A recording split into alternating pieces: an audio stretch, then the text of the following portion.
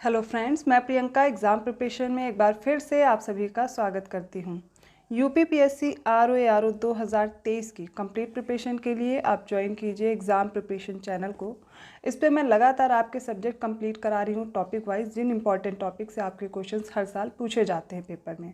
इसके साथ साथ आरओ 2023 के लिए आप प्रीवियस ईयर क्वेश्चन ज़रूर सॉल्व कीजिए और उनके लिए डेली रात को 9 बजे मैं एक सीरीज़ ला रही हूँ जिसमें हम सब्जेक्ट वाइज क्वेश्चंस कंप्लीट कर रहे हैं जो कि पिछले साल आपसे पूछे गए हैं। आज जो मैंने सब्जेक्ट लिया है वो साइंस लिया है। हम लोग साइंस के कुछ क्वेश्चंस आज कवर करने वाले हैं। इसके अलावा पॉलिटी, ज्योग्राफी, इन सभी की क्लासेस लगातार आ रही हैं। आज ये साइंस का पार्ट 1 है जिसमें हम लोग इंग्लिश में कुछ क्वेश्चंस कवर कर रहे हैं। इसका हिंदी वर्जन भी आएगा, तो जो बच्चे कंफर्टेबल नहीं हैं इंग्लिश में वो बिल्कुल भी परेशान ना हो। मैं बाइलिंगुअल क्लास देने की कोशिश करूँगी, मतलब दोनों लैंग्वेज में समझाने की कोशिश करूँगी कि हिंदी वाले बच्चे भी समझ जाए और इंग्लिश वाले भी। बट अगर आपको प्रॉब्लम हो रही है इंग्लिश में तो हिंदी में भी एक क्लास आएगी। चलिए स्टार्ट करते हैं। आज का पहला क्वेश्चन है, Which one of the following pairs is not correctly matched? List दी गई हैं, इनमें से पूछा गया कौन सा करेक्टली मैच्ड नहीं है। तो सबसे पहले देखिए, पहली लिस्ट में ब्लीचिंग पाउडर है और ये केमिकली जाना जाता है कैल्शियम ऑक्सीक्लोराइड नाम से। सेकेंड ऑप्शन में आपको दिया गया है प्लास्टर ऑफ पेरिस और इसके सामने दिया गया है कैल्शियम बाइकार्बोनेट। थर्ड ऑप्शन में वॉशिंग पाउडर दिया गया है और इसका केमिकली नेम दिया गया है सोडियम कार्बोनेट। लास्ट है बेकिंग सोडा जो कि जाना जाता है सोडियम बाइकार्बोनेट। तो आप क्वेश्चन देख करके ये तो समझ गए होंगे कि सोडियम ये माफ़ कीजिएगा, जो सेकंड ऑप्शन है प्लास्टर ऑफ पेरिस, ये आपको रॉन्ग दिया गया है। क्यों? कैल्शियम बाइकार्बोनेट नहीं होता है plaster of Paris, calcium sulphate होता है। तो याद रखिएगा, ऑप्शन बी यहाँ पर करेक्टली मैच्ड नहीं है, यही आपका आंसर हो जाएगा। नेक्स्ट क्वेश्चन है, विच of the following is not correctly matched. यहाँ पर कुछ एनिमल्स की लिस्ट दी गई है और सेकंड लिस्ट में आपको ब्रीड दी गई हैं। अब इनसे करेक्टली आपको मैच करना होता है। जैसे कि पहले एनिमल्स में काऊ दिया गया है, सेकंड में गोट है, थर्ड बफेलो है, थर्ड शीप, फोर्थ शीप है। अब ब्रीड में देखिए, काऊ के लिए दियोनी दिया गया है, गोट बारबरी, बफेलो की भदावरी और शीप के लिए गिर दिया गया है। यहाँ पर ये जो शीप है, शीप के लिए ही गलत दिया गया है ऑप्शन, गिर नहीं है, शीप की गिर नहीं है, जबकि और बाकी सारी सही से मैच्ड हैं। काऊ की दियोनी, गोट की बारबरी और बफेलो की भदावरी है। Now our third question is, which one of the following is a biodiesel plant. First option is jatropha, second option is java grass, third option है रोशा ग्रास या फिर गूगल। जेट्रोपा, जेट्रोपा की सीड्स यूज़ किए जाते हैं biodiesel production में। इसके अलावा java grass, rosha grass, guggul, ये सारे रॉन्ग दिए गए हैं। Match list 1 with list 2 and select the correct answer from the code given below the list. दो लिस्ट दिए गए हैं और एक लिस्ट में नेम ऑफ साइंटिस्ट हैं और उनका एरिया ऑफ वर्क दिया गया है। दोनों को मैच करना है। फर्स्ट में बीरबल साहनी है, सेकंड ऑप्शन में केसी मेहता हैं, थर्ड ऑप्शन में पी माहेश्वरी और लास्ट ऑप्शन में एमएस स्वामीनाथन है। अब इनका एरिया ऑफ वर्क दिया गया है, सबसे पहले ग्रीन रिवॉल्यूशन है, देन एम्ब्रियोलॉजी, देन पैलियोबॉटनी और लास्ट में प्लांट पैथोलॉजी दिया गया है। अब देखिए, अगर इसमें से आपको एक दो भी पता होंगे तो भी आप मैच कर लेंगे। आई थिंक बीरबल साहनी सभी को याद होगा, पैलियोबॉटनी से रिलेटेड हैं, और दूसरे एमएस स्वामीनाथन। तो आप ऐसे ही पहले इन लोग को मैच कर लीजिए, है ना।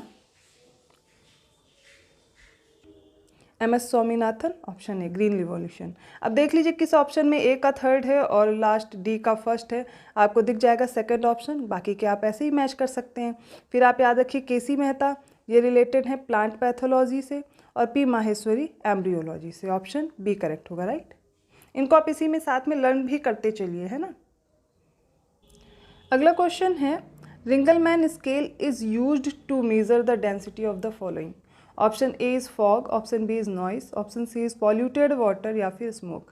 पूछा गया रिंगलमैन स्केल किसके लिए यूज़ होती है, किसकी डेंसिटी या किसका घनत्व नापने के लिए यूज़ होता है। जैसे कि फॉग हो गया, नॉइज़ हो गया, पॉल्यूटेड वाटर। यहाँ पर देखिए स्मोक को मेज़र करने के लिए रिंगलमैन स्केल का यूज़ किया जाता है। ऑप्शन डी करेक्ट होगा।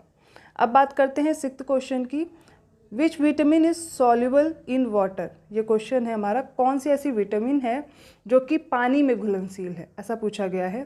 ऑप्शन ए है vitamin A, option B vitamin B, option C vitamin D and इनमें से कोई नहीं, ये नन ऑफ द अबव का एक ऑप्शन दिया गया है।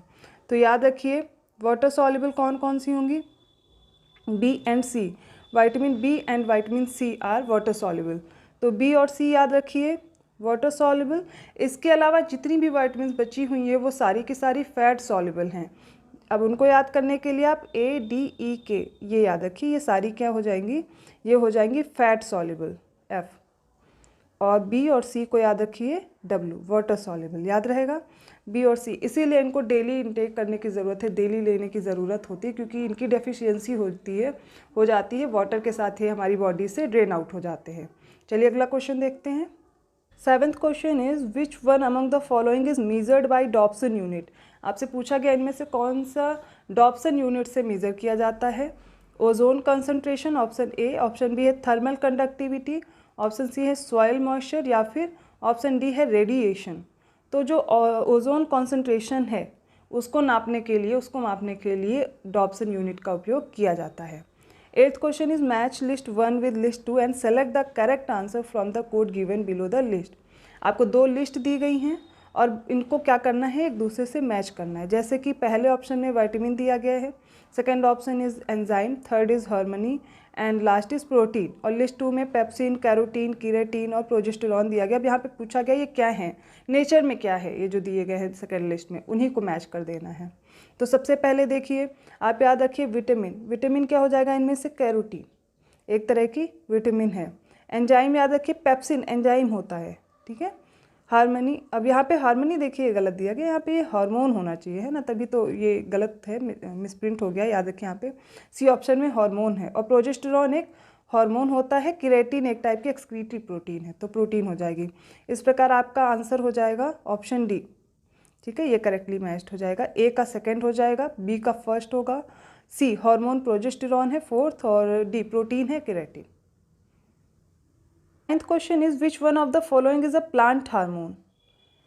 पूछा गया है इनमें से पादप हार्मोन कौन से हैं। पहले ऑप्शन में इंसुलिन है, सेकंड ऑप्शन में साइटोकाइनिन है, थर्ड ऑप्शन में थायरोक्सिन है, और डी ऑप्शन में एस्ट्रोजन है। तो याद रखिए जो साइटोकाइनिन है ये एक प्रकार का प्लांट हार्मोन है।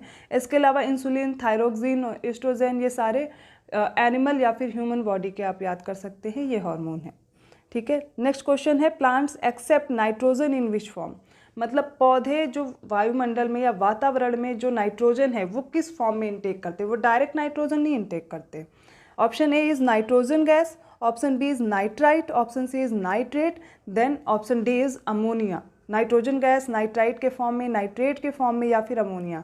इसका ऑप्शन सी करेक्ट होगा, जो पौधे हैं वो नाइट्रोजन को नाइट्रेट के फॉर्म में एक्सेप्ट करते हैं। 11th question is which of the following crop is covered for price control under the price stabilization fund of the government of India.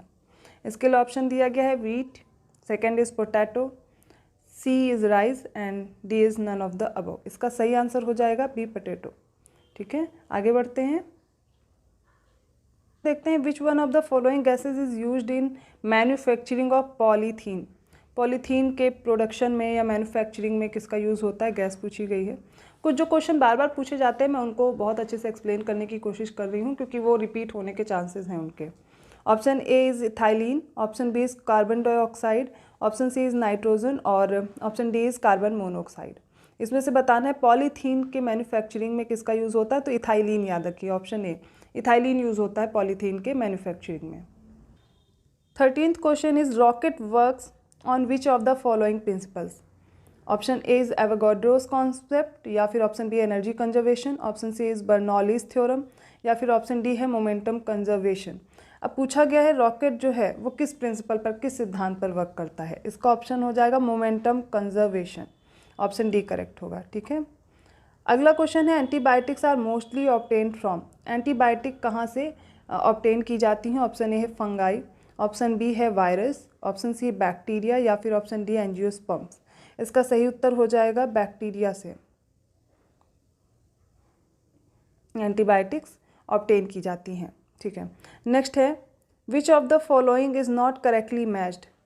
यहाँ पर कुछ लिस्ट दी गई हैं, उनमें दिया गया है मेज़ के लिए टेस्लिंग दिया गया है, ग्राउंडनट पेगिंग, चिकपी के लिए टेलरिंग दिया हुआ है, और टोबैको के लिए टॉपिंग की जाती है। ये मेथड दिए गए हैं, इन्हीं को मैचिंग दिया गया है।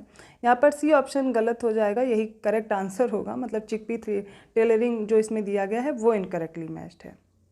अगले क्वेश्चन की तरफ बढ़ते हैं। Next question is turmeric is an example of underground stem known as, मतलब जो टर्मरिक है, हल्दी है, ये एक अंडरग्राउंड स्टेम है, मतलब तना है, भूमिगत तना है। पर ये किस प्रकार का नाम, मतलब इसके लिए जो कॉमनली नाम यूज़ होता है वो क्या है, किस पार्ट का या किस टाइप का है। ये वैसे तो ये 12th क्लास के एनसीईआरटी से रिलेटेड क्वेश्चन है, बट आप लोग नॉर्मल साइंस पढ़ रहे हैं तो सिर्फ याद कर लीजिए कैसे क्या नाम है। ऑप्शन ए में बल्ब दिया गया, ऑप्शन बी में ट्यूबर दिया गया, ऑप्शन सी कॉम दिया गया है और ऑप्शन डी में राइजोम दिया गया है, और ऑप्शन डी ही सही होगा, राइजोम। इसे किस नाम से जानते हैं, राइजोम से। 17th question is what is cholesterol among the following, इनमें से कौन सा कोलेस्टेरॉल है। ऑप्शन ए है स्टेरॉइड, ऑप्शन बी है वाइटामिन, ऑप्शन सी है एंजाइम, या फिर ऑप्शन डी इंसेक्टिसाइड। इसका ऑप्शन ए सही होगा। देखिए इनमें से जो स्टेरॉइड है वो एक प्रकार का कोलेस्टेरॉल होता है। 18th question is which among the following was the first successfully cloned animal.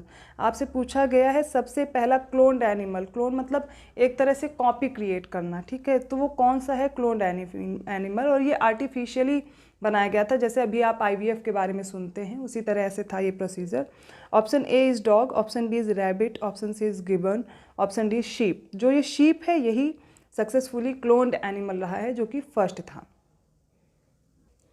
19th question है in a sitar which type of sound waves are produced.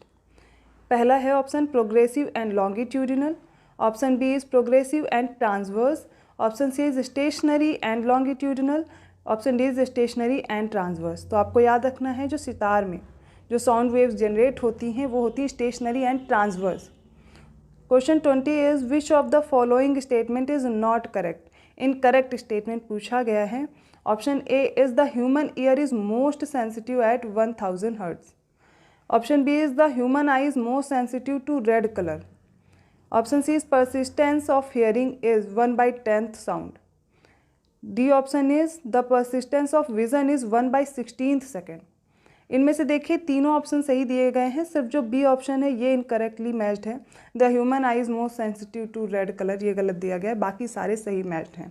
तो आज हमने कंप्लीट किए हैं साइंस से रिलेटेड 20 क्वेश्चंस, जो आपको देख करके समझ में आ रहा होगा कि कैसे प्रश्न आते हैं और आगे एग्जाम में कैसे प्रश्न पूछे जा सकते हैं।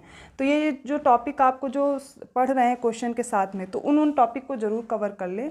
इसके लिए सब्जेक्ट वाइज मैं क्लास कंप्लीट करा रही हूँ, साइंस की क्लासेस भी आएंगी, उनको ज़रूर आप कर लीजिएगा।